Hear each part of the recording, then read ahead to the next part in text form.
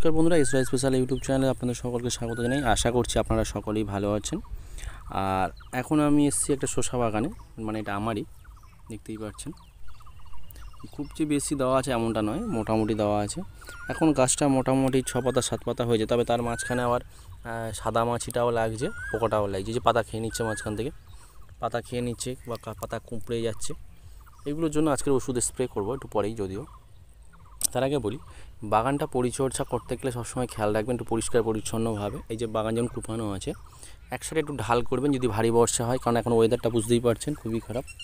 এই টাইমে বর্ষা হওয়ার চান্সটাও বেশি, আর এই সময় ওয়েদার এতটা খারাপ থাকে যে পারিপার্শ্বিক যদি খুব ভারী বৃষ্টি হয় তাহলে কিন্তু আপনার যে গাছগুলো লাগিয়ে রেখেছেন সেই গাছগুলো যদি জল জমে যায় নষ্ট হয়ে যাবে। এই জন্য আপনাকে সবসময় খেয়াল রাখতে হবে গাছ যাতে সুস্থ থাকে, সবল থাকে। সেই জন্য প্রথম যে প্রাথমিক কার্যগুলি, গাছের গোড়া সবসময় পরিষ্কার রাখবেন, গোড়ায় অবশ্যই মাটি যেন উঁচু থাকে। এই পরিচর্যাগুলি অবশ্যই জানা দরকার প্রত্যেকেই, যারা চাষ করছেন, বিশেষ করে যারা বাগানি। সবসময় খেয়াল রাখবেন এই মাটির গোড়া সবসময় ভর্তি থাকবে এবং সাইডে মাটি আল দিয়ে এক সাইডটা ঢালু রাখবেন যাতে জল নিকাশি ব্যবস্থাটা সুবিধা হয়। এই যেমন আমার করা আছে, মাঝখানে ঢাল, এই ধারটা আবার মানে ছোটো খাল মতো। এই যে এটাকে আর একটু ডিপ করে করতে হবে, আর একটু করলে ভালো হবে সাইডে, তবে গোড়ায় যেন মাটি পূর্ণ থাকে, কেননা ভারী বর্ষা হলে জল জমবে, এতে আপনার ধসা লাগতে পারে, নানা সমস্যা হতে পারে। এইগুলো খেয়াল রেখে আপনাকে গাছের পরিচর্যা করতে হবে। এবার খেয়াল রাখবেন সব সময় যে গাছে পোকা, বিশেষ করে হলুদ পোকা, সাদামাছি এগুলো লাগে।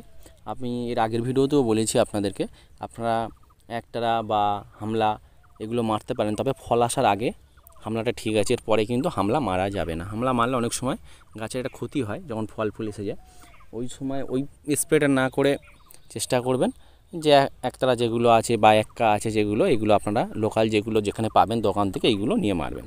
তবে ওয়েদার বিশেষে এগুলো কাজ হয়। আমি একটা ওষুধ বলে দিলাম, আপনারা মারবেন, এরকম মারলে হয়তো আপনার ওখানে নাও হতে পারে।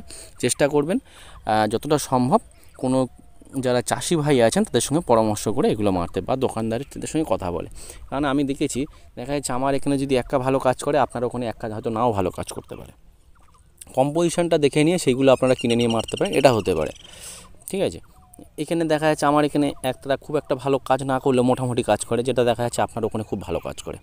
এগুলো হয় ওয়েদার বেসিসে এবং গাছের উপর নির্ভর করে। যাই হোক, আপনারা এগুলো ঠিক সঠিকভাবে যদি ট্রিটমেন্ট করতে পারেন অবশ্যই ভালো। এবার খেয়াল রাখবেন এই হলুদ পোকা বা সাদামাছিদের হাত থেকে যখন গাছগুলোকে রক্ষা করবেন, তখন ওষুধ যেগুলো মারবেন সেগুলো মারতে হবে অ্যাকচুয়ালি হয় সকাল টাইম, নইলে সন্ধ্যে টাইম। সকাল কিংবা সন্ধ্যে টাইমে ওষুধটা স্প্রে করতে হবে। খুব রোদে মারা যাবে না, খুব রোদে মারলে গাছের ক্ষতির সম্ভাবনাটাও বেশি থাকে। এইভাবে যদি আপনারা ট্রিটমেন্ট করতে পারেন অবশ্যই গাছগুলো সুস্থ থাকবে, সবল থাকবে।